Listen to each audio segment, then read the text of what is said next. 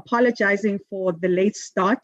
We had a bit of technical glitches on our side, so my sincere and deepest apologies for the late start. I'm going to start with a few announcements. I'm going to recommend that everybody please refrain from using the raise hand functionality. Please just put your questions and answer in the Q&A panel. The CPD certificates will be loaded on the SADA platform on each and every one of your own profile on the new platform. If you're not a SADA member and you do not have a profile, you're able to create your own profile and your certificates will be loaded onto your profile. The event for tonight qualifies for One Ethical CEU. We are live streaming on YouTube, and you can even watch the video later on Facebook. We are live streaming on YouTube. If you are having difficulties joining via Zoom, you can join us via YouTube. I'm going to ask Tepo just to play a video for us, which is by our sponsor. The evening is sponsored by Colgate. Thank you very much to Colgate for sponsoring this evening. I'm going to ask Tepo just to play a small clip before I announce our speaker for tonight, or before I introduce our speaker for tonight. Thank you, Tepo.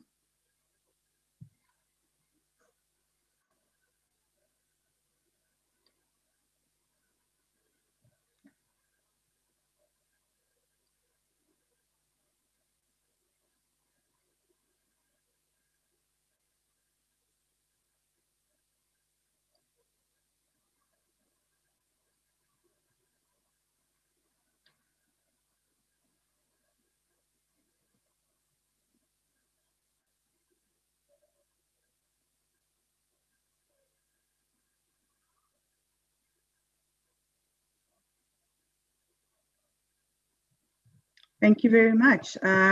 Ladies and gentlemen, without wasting any further time, this evening we have a beautiful lady in our presence, Lynn Hill. She is a globally recognized and endorsed speaker, a global award-winning author and poet of a #1 Amazon International bestseller, recognized on International Women's Day as one of 108 global female influencers. She is a multiple award-winning professional with 3 current pending nominations, of which the 2020 Presidential Award is the most noteworthy for her. This award honors the top 100 SA citizens who have been recognized to emulate the character traits of the Honorable late Nelson Mandela, both in their personal and business lives.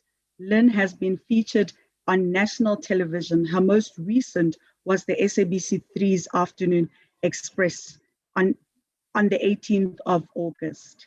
She has also been featured in the Sunday Independent this past Sunday and will be part of the Washington State University's panel discussion on the Trevor Noah's book, Born a Crime, on the 24th of September. Over to you, Lynn, without wasting any time. Thank you very much. Thank you. Thank you so much. And absolute humblest apologies in terms of technical glitches. Good evening. Thank you for having allowed me to share. I certainly believe that we all have a story and that no one story is more unique or important and significant than another. You know, I also believe that it's really the lessons that our stories healed, which makes our stories worthy of sharing. I always say that if I did not share the lessons, I would actually nullify the significance of the experience. And so thank you for having mentioned those successes, Doctor. But I do believe that success is not really that which comes out of pursued achievements. My success were not pursued achievements in as much as they were a natural outflow of my divine purpose. And it is a purpose I doggedly and divinely, resolutely pursued. And yet it was also from a near-death experience that life was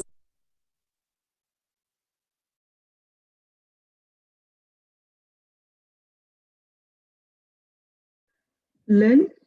Hi, Lynn. Lynn, we've lost your sound there.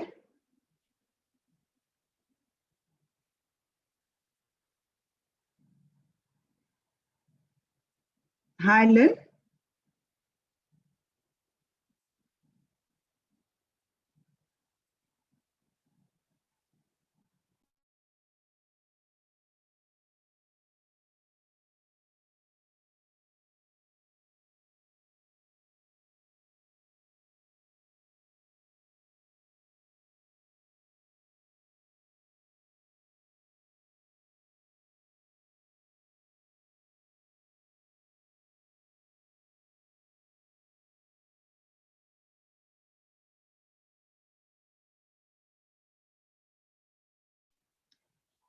Ladies and gentlemen, we apologize for this. As Lynn is sorting out her sound, we do apologize. Maybe we can play a video that was scheduled to be played at the end. Maybe we can play that video at this point.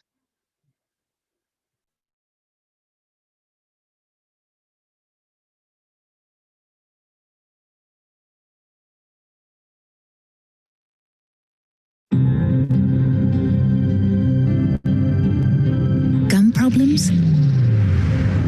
Neglecting your gums can start a chain reaction leading to serious problems. Meridol. The Swiss gum expert helps fight the cause of gum problems, so they don't get worse. Meridol. Healthy gums, healthy teeth. Exclusively available in pharmacies.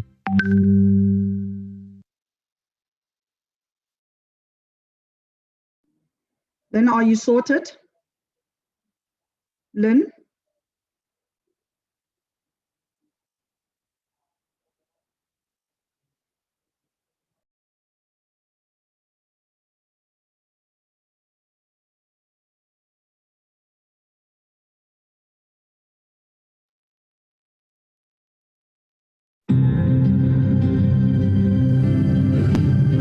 Gum problems?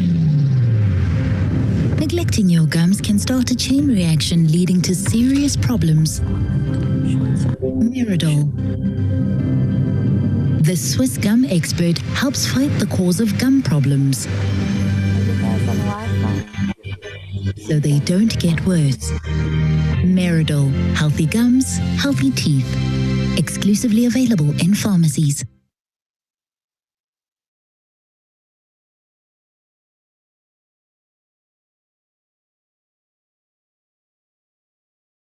Lynn, I think we had your sound there. Please, can you just leave the mic and just speak into the laptop speakers?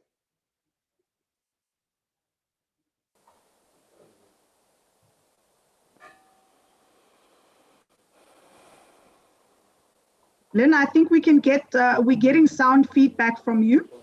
So will this pick up Wi-Fi automatically? Lynn? Lynn? Lynn? Lynn, we can hear you very clearly.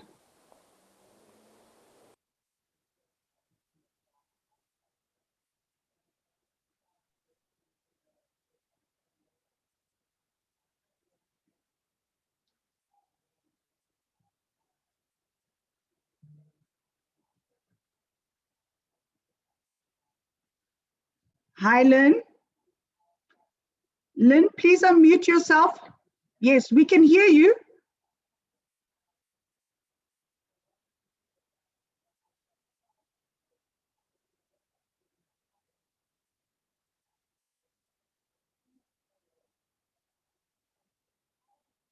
Lynn?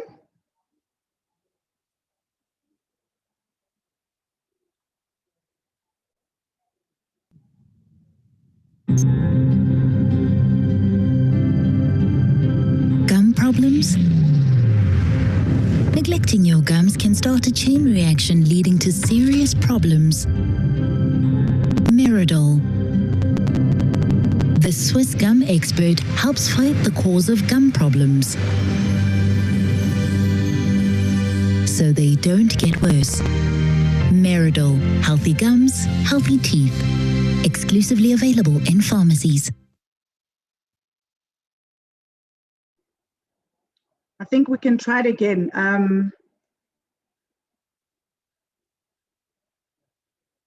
In the meantime, let me just remind participants and members that today marks the beginning of National Oral Health Month. So we encourage our members to go out there and encourage members of society or members of the public to ensure that they look after their oral health, especially in this time where we've just come out of phases of lockdown and patients were actually a bit afraid to come visit the dentist. So this is actually an opportunity for members to start marketing themselves back into society and start encouraging people to look after their oral health a bit more. So I think I'm going to give our speaker another chance. Lynn, can you hear us? Lynn, can you hear me?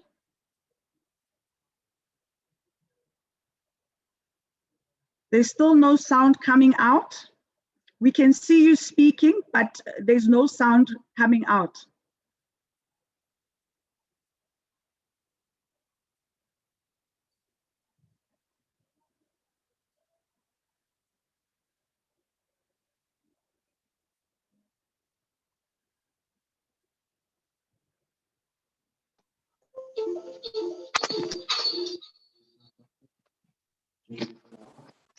Are you able to hear me now? Yes, we can hear you now, Lynn, you can continue. Okay, I don't know at what point there was a break. There's a bit of an echo now, Lynn. Can you just try and disconnect one of the speakers? There's an echo now. Please, can you connect one of the speakers? If you can, just speak directly into your laptop or use one speaker to communicate.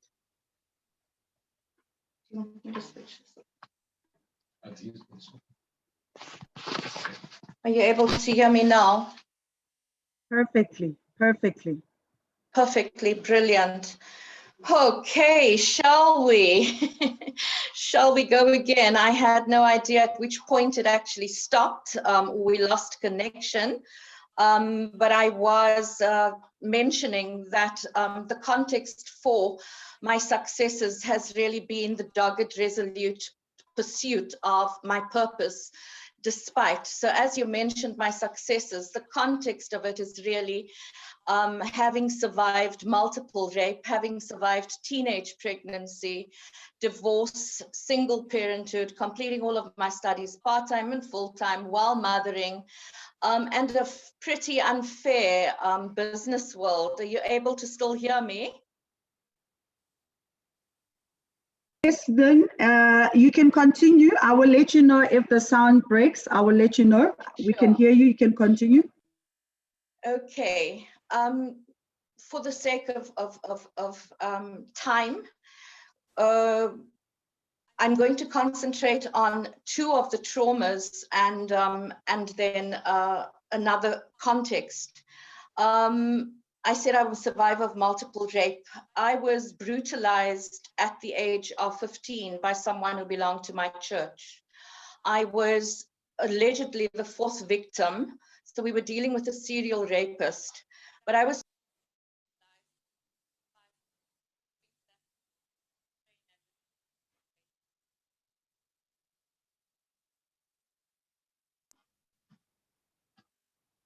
to a point that the police had thought that a train had ridden over my face.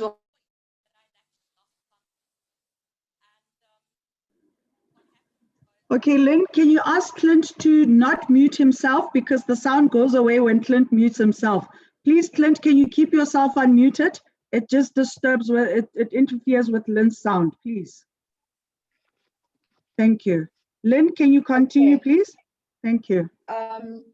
So I had been brutalized to a point of losing consciousness. I crossed over onto the other side and actually with my big foot, my big toe of my right foot touched the other side and it was good. And then I regained consciousness. opened my eyes, and standing above me was the most massive white angel. By this time I was drowning in my blood. By this time I could not see.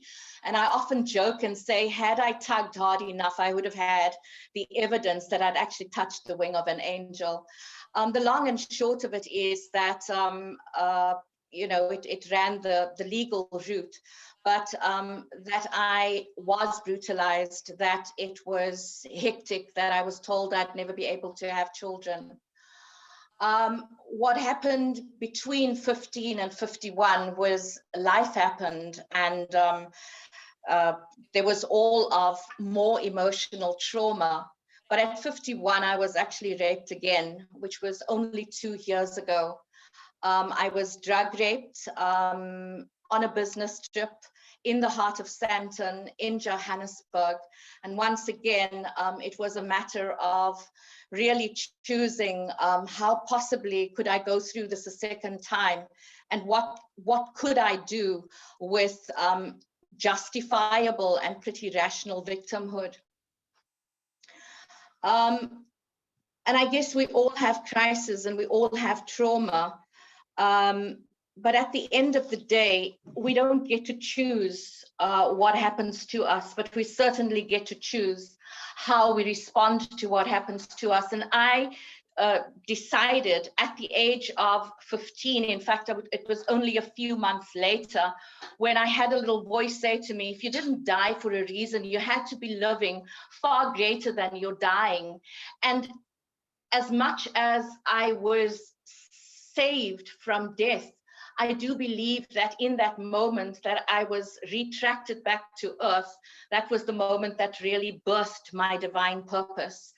And that really has been what has carried me up to this point. In fact, it was the acknowledgement that my pain could not be in vain, that I could not have gone through what I had gone through for absolutely nothing. And so from a very, very tender age of 16, I made a conscious decision that I felt damaged. My heart, my body, my mind, my soul felt damaged. I felt so violated, and I was violated, but I made a conscious decision that my dreams would not be violated. And had I violated my dreams, I would have continued to empower the person who had raped me. And in any given moment, we have the capacity to choose what we empower and what we disempower. I chose to empower victory and to disempower victimhood. The mind can only assume one conscious mental state at any one time. And that means and implies that we in any given moment are blessed with one of the greatest human endowments, which is the gift of choice. We cannot be pitiful and powerful at the same time. We cannot be a visionary and a victim at the same time. And I made a conscious decision, I think, throughout my life, and particularly after 51 happened, it was again a conscious decision that I will not be held ransom to a violation, and that my dreams and my purpose are far greater than that violation. So when we can only choose one mental state at any one point in time, that really actually says, you know, I have a choice. And it is actually the mindset with which we embrace what happens to us that determines the rest of our experience. So we don't get to determine what happens, but we do get to determine how it affects us. We do get to determine how we respond to that. And I chose to empower victory and not victimhood. Could I just get the one slide, please? The soil. It takes the same amount of soil to dig a grave than it does to plant a garden. And that really, you know, it is not what we're given, it is what we choose to do with what we have that really determines the rest of the experience for us. The nature of what we think and the nature of what we feel really feeds into what we choose to see. And I used to think that it was all about psychology, but then I got to find out that psychology really informs the energy that anything produces. And while we can't undo the crisis, we can undo our thinking and our feeling about the crisis. At the end of the day, it's actually not the, it's not what happens to us that hurts us, in as much as what we think about what happens to us that actually hurts us more. And that really is the magic of mindset. The fact that we are not able to transform the experience, but that we are able to transform our thinking about the experience. And in any given moment, we can choose one of two lenses. We can choose pity and pain, or we can choose power and purpose. And that is a choice that not just I have, but that all of us are really blessed with. Please forgive me.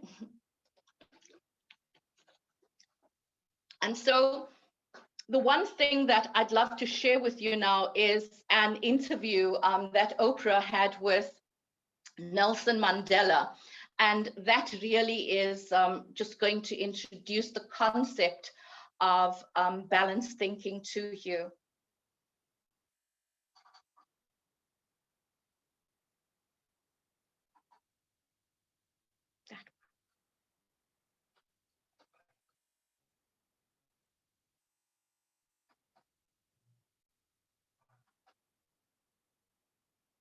If it's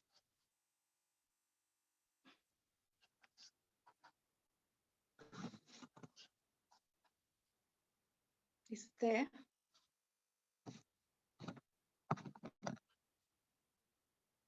Okay, we play that.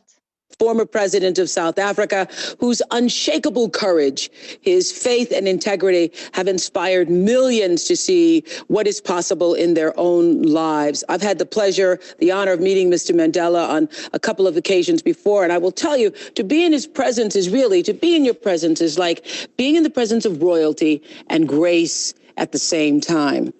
I wonder, how does a man spend 27 years in prison, put there by an oppressor, and come out of that experience with not a heart of stone, not a cold heart, but a heart that is willing to forgive and embrace? I remember talking to you one night over dinner, and you had said to me that our hatred for the oppressor was so intense, we did not see the value of talking to him. So at what point did you see the value of letting go of the hatred and begin the process of talking? Well, let me say first, that is a great tragedy to spend the best of your lives in prison. But although it looks ironical, there are advantages in that. If I had not been to prison, I would not have been able to achieve the most difficult task in life, and that is changing yourself. I would not have that opportunity. I had that opportunity because in prison, you have what we don't have in our work outside prison. The opportunity to sit down and think, which is an important part.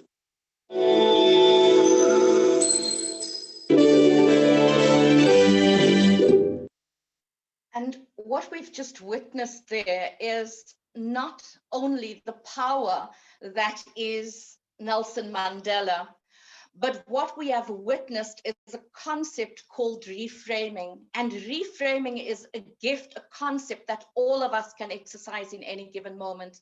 And that is to consciously choose the advantage in the adversity, to consciously choose the triumph in the trial, to consciously choose the blessing that the crisis yields. And in my life, I had to get to a point, and again, if my focus had to be one of pity and pain, I would definitely not have been able to get to a point of reaching a sense of balanced thinking, of reaching a sense of non-judgment. And I got to that by virtue of gratitude. So as much as I had gone through what I went through, and it was torturous hell at 15, it was gratitude that really produced perspective for me. In a way where I had been tortured for 45 minutes, but that 45 minutes could have been 45 hours or 45 days.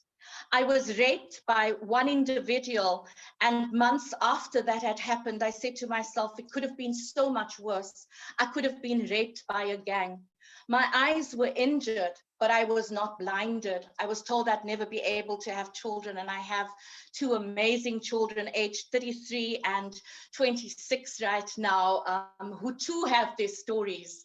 And what gratitude really does for us, and again, it's not just me, I think we just all have these gifts. It is our choice as to what we want to access by virtue of how valuable our destiny, our purpose, and our dreams are. And I chose to access perspective. And I think the more, because I was as young as I was when I did this, it almost, perspective has really become second nature to me, where one of my mantras is, in any given moment, it could have been so much worse. It could have been so much worse. You know, we needed to exercise this through COVID. We need to exercise this through load shedding. We're in stage 2 load shedding today.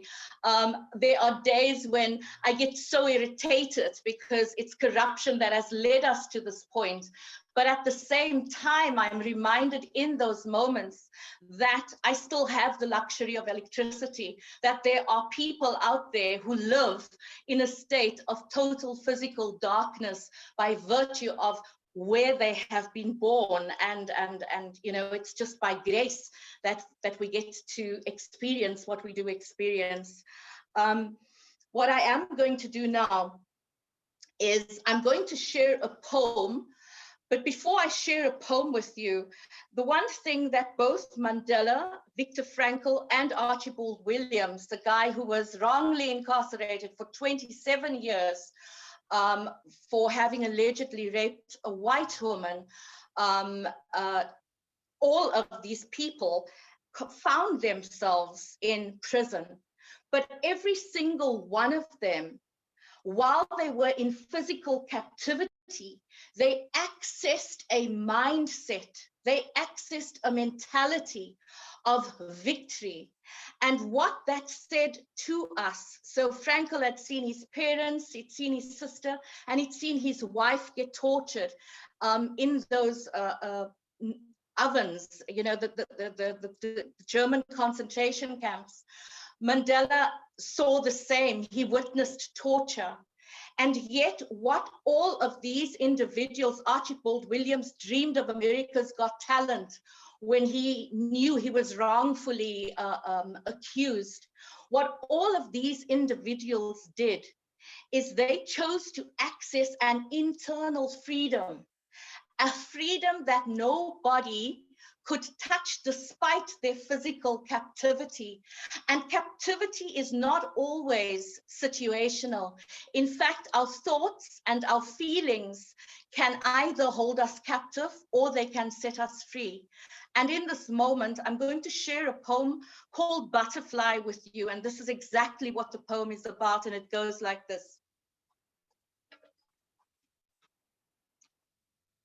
A tiny padlocked metal cage, this has been my long abode.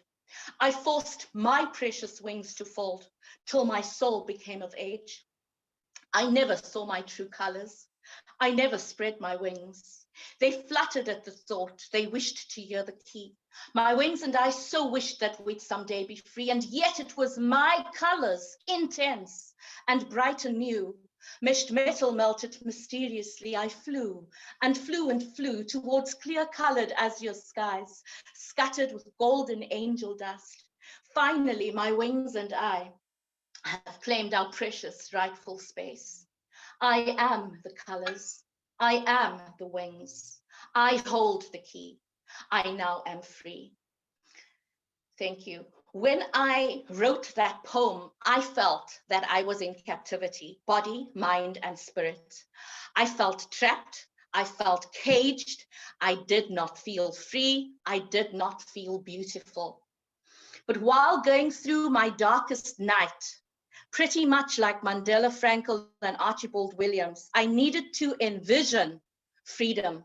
I needed to envision a new day. I needed to fill my inner world with hopes and dreams as if it was impossible to not experience. And that is exactly what I did. And so in any given moment, the focus slide, please.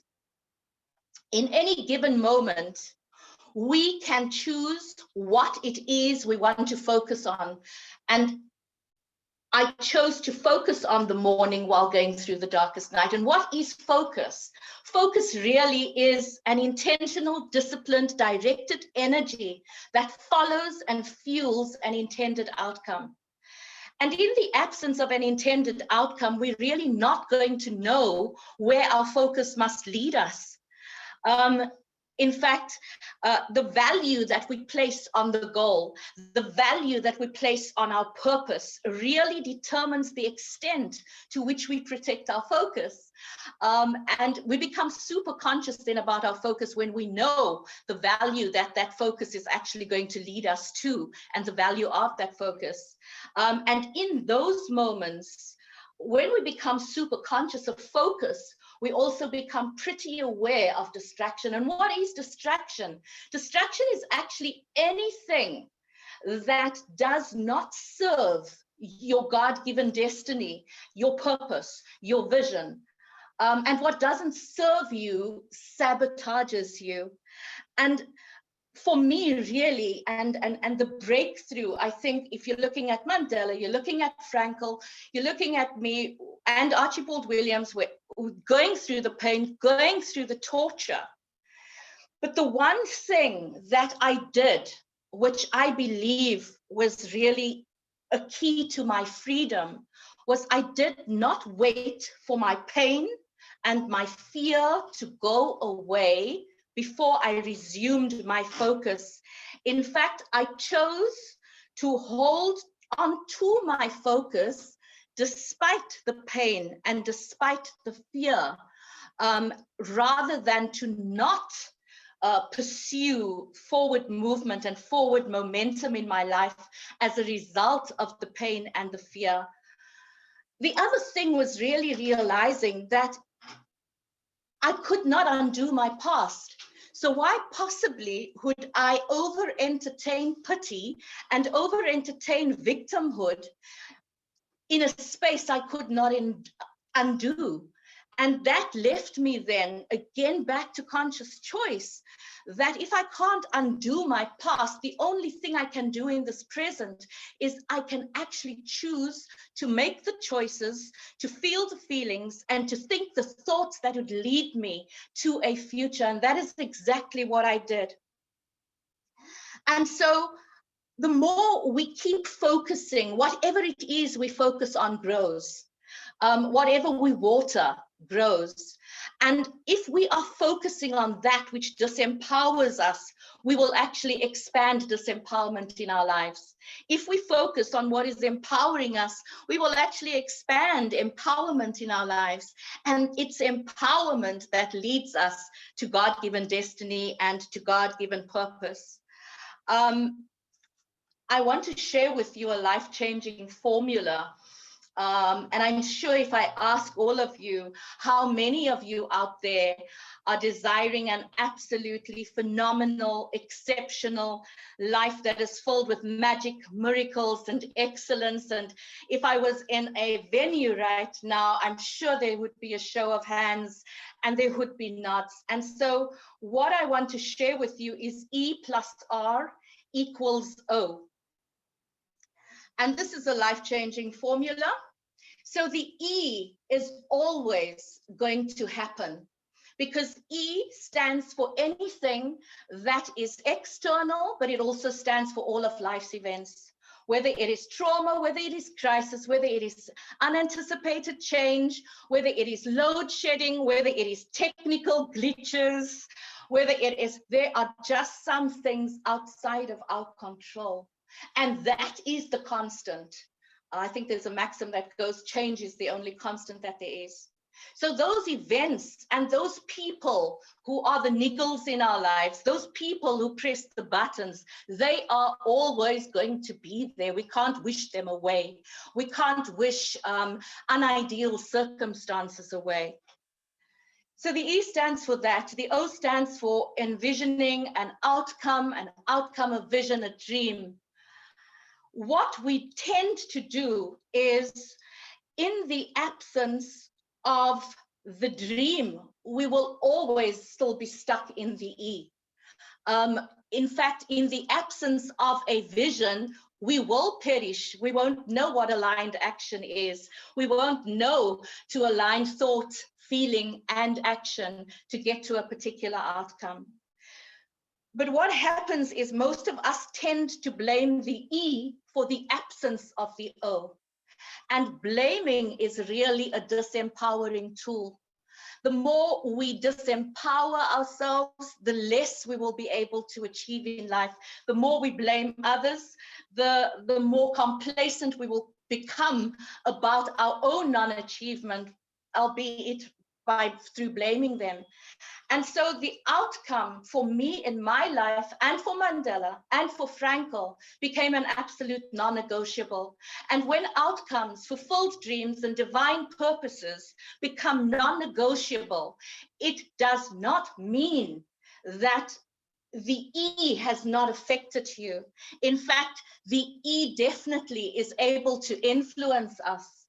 But when we allow something that is a potential influencer to become a determinant of what we can do or can't do, of what we think we can do or what we think we can't do, that is really us abdicating responsibility. And if you were in the room right now, I'd say to you, what do you think the R stands for?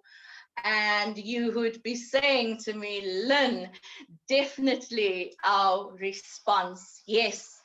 It stands for our responsibility to actually choose a response, that between what happens to us and between what happens in life and where we eventually want to be or where we are, we all have the capacity in any given moment to choose, number one, how it's going to affect us, to choose what we're going to do with what we've been given. In fact, you know, we can transform what happens to us and make that happen for us. And that is exactly what Mandela did. It's exactly what anyone has done that has chosen to deny victimhood, where if I'm saying in my pitiful, over-entertaining, pitiful story state, shame poor me, why me? And had I been asking this for the past 30 some odd years, or even the past 2 years, I would not have gotten to the answer. I had to ask, why not me? Why was I chosen with the pain? How do I create and take that pain and transmute it into a purpose that will lead me not just to my own power, but that would lead me to a space where I would be able to influence the lives of others. And that really is what purpose has done for me. And so in any given moment, we get to choose our response. We get to choose how we deal with what happens to us.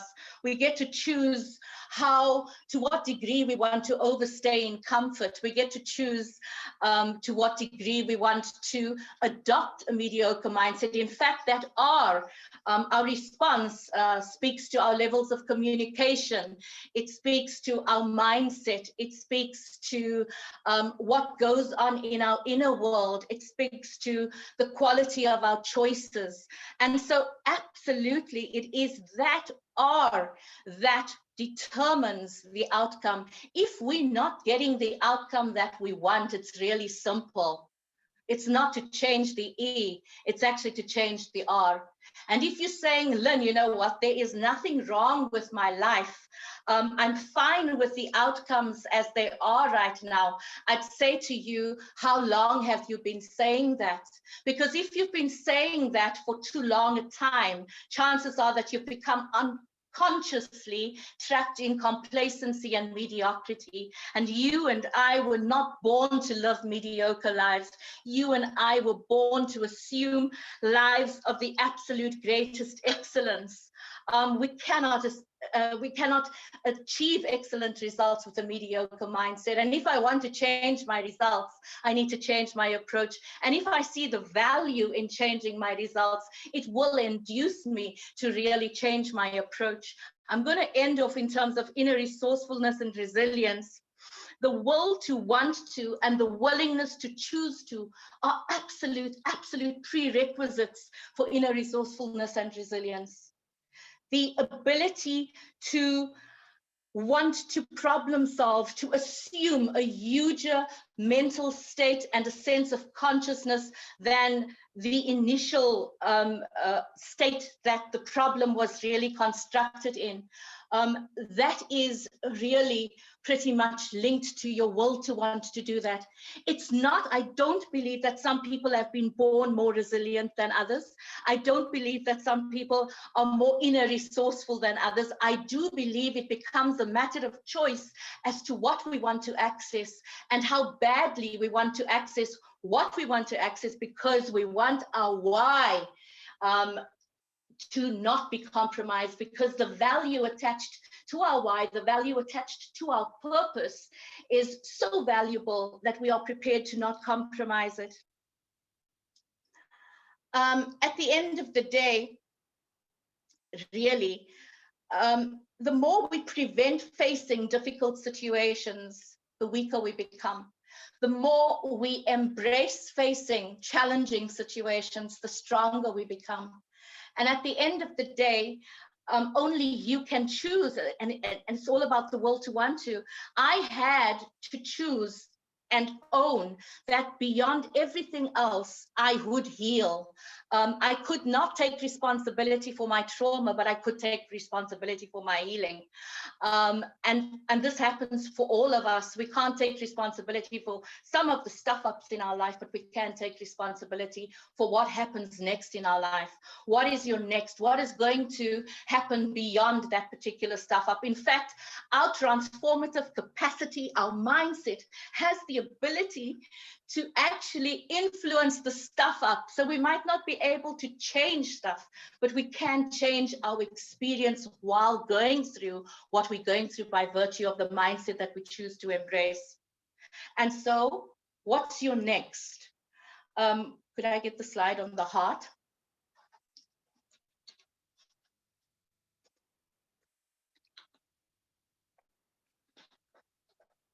Is it there? And so what's your next? Why the slide with the heart? I'm often asked, Lynn, at what point did you become as courageous and as resilient as you did? My answer is, I didn't. The one thing that I did do was, with the utmost passion and purpose, I pursued my divine purpose. I found a meaning and a reason. The highest meaning was found in my deepest pain. The thing about passion is that it does one of two things. Passion is the essence of courage. And so when we are passionate about something, the courage is almost an automatic byproduct. The other thing about passion is that passion fuels excellence. And we were not born to be mediocre. In fact, we cannot optimize our human potential in a state of mediocrity. We cannot fulfill our divine purpose and walk in its glory in a state of mediocrity. And we cannot become all that we were born to be in a state of complacency, mediocrity, and comfort. And so passion really became for me, it was just I wanted with all of my heart to touch humanity. And it was not just about my story. It was about all of the other gifts that are placed inside of me. And Deepak Chopra says that purpose has two components, really. Purpose is really the recognition of your unique divine gifts. But this is really the significant part of it. It's not just the fact that you have gifts. It's the fact that you and only you have been blessed with the uniqueness of that expression. And I believe that the uniqueness of our expression of our gifting cannot be done in the absence of passion. I believe that we can't pursue excellence in the absence of passion, and that we can't pursue our God-given destinies in the absence of passion. And so given the presence of passion in your life, and if you're saying to me, Lynn, I don't even know what my passion is right now, chances are you're living a pretty mediocre life. It's time to think about what you're thinking about. It's time to focus on what you are focusing on. It's time to ask yourself, what are the things that make me happy? What are the gifts that I sit with right now? And those gifts do not necessarily have to operate within a formal job description. Those gifts do not have to operate within a formalized environment.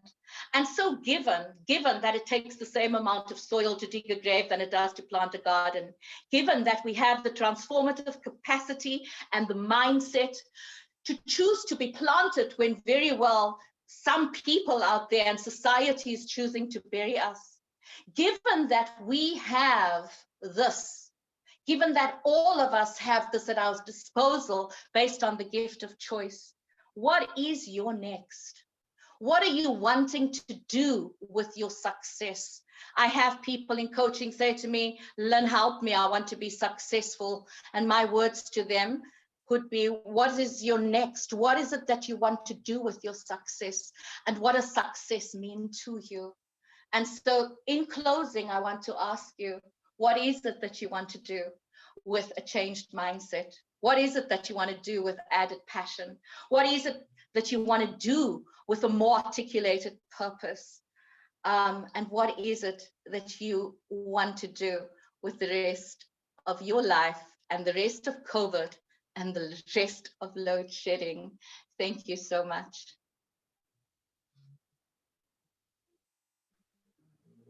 Thank you very much, Lynn. That was very interesting. Colleagues, take what you can from these motivational words that Lynn has left us with. I mean, the formula that you have given us, E plus R is equals to O. Very profound, the way you explained it and you unpacked it.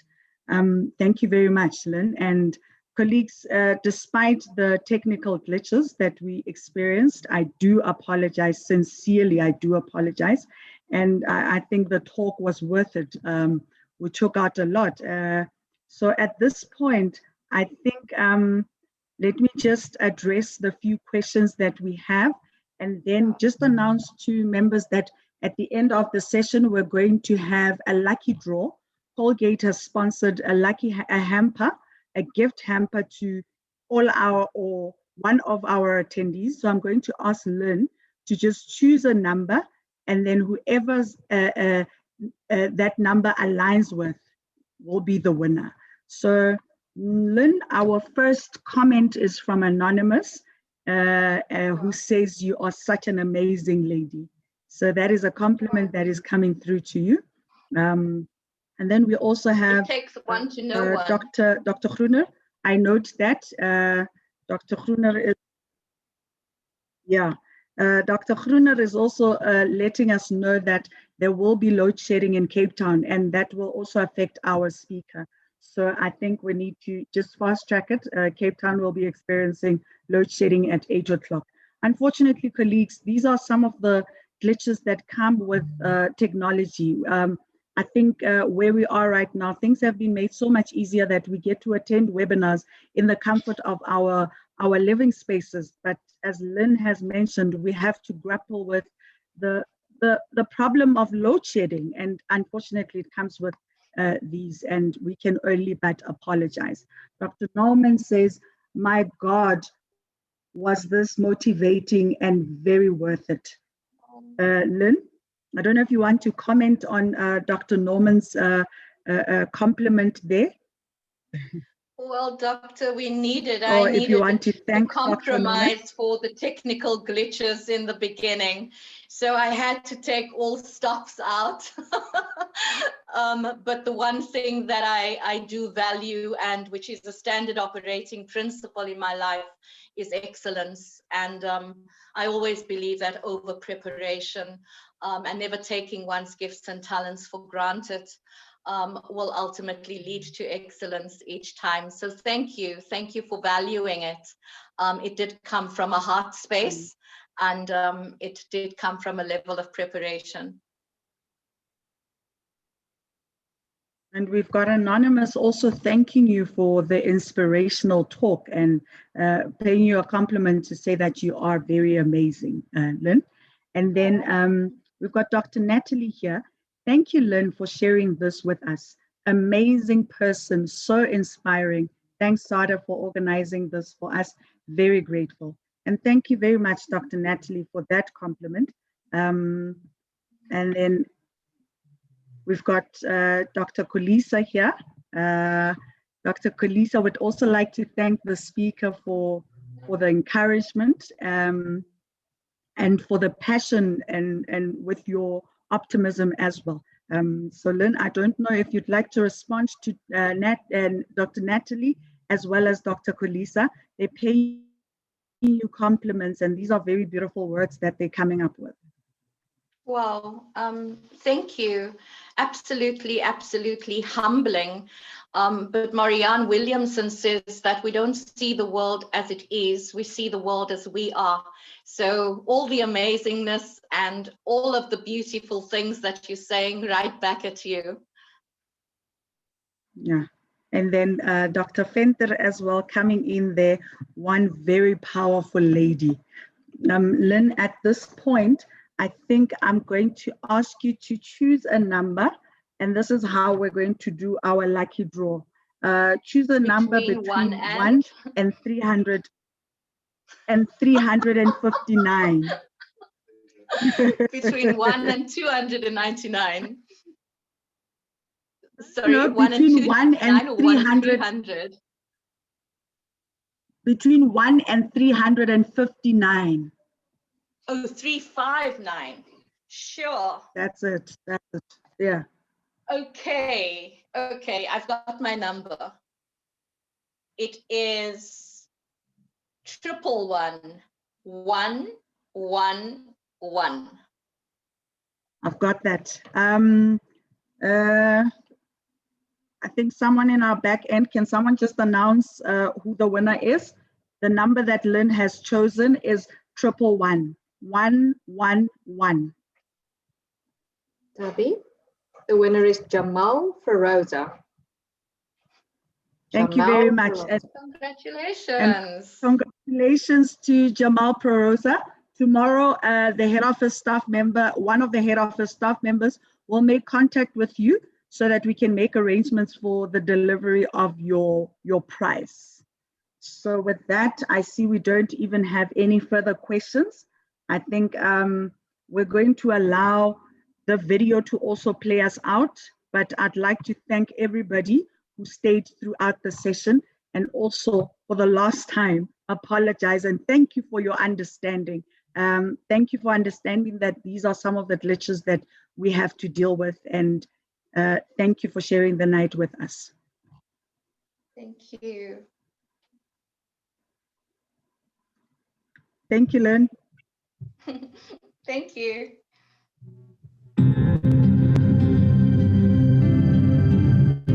Gum problems? Neglecting your gums can start a chain reaction leading to serious problems. Meridol. The Swiss gum expert helps fight the cause of gum problems, so they don't get worse. Meridol. Healthy gums, healthy teeth. Exclusively available in pharmacies.